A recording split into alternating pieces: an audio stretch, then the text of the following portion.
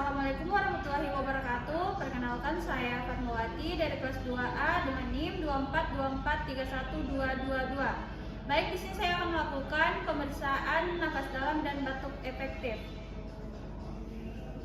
Selamat pagi, Bu. Betul dengan Ibu Lutfia. Perkenalkan, saya perawat Fatma yang bertugas pada pagi hari ini. Di sini saya akan melakukan pemeriksaan pernapasan dalam dan batuk efektif pada Ibu. Ibu bisa duduk. Saya taruh sini ya, Bu.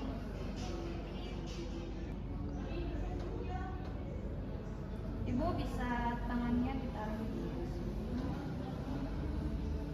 Baik, Bu, bisa tarik nafas selama 4 detik, lalu Ibu tahan 2 detik, lalu hembuskan.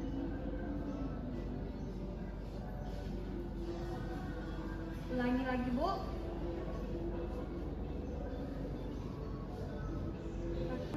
Ibu bisa pegang ini, lalu Ibu tarik nafas lagi, tahan dan hembuskan.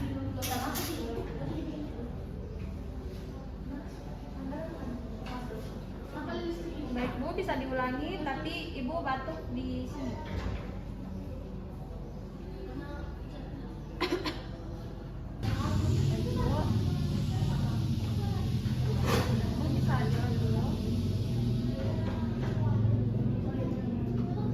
Baik, Bu, saya rapikan dulu ini.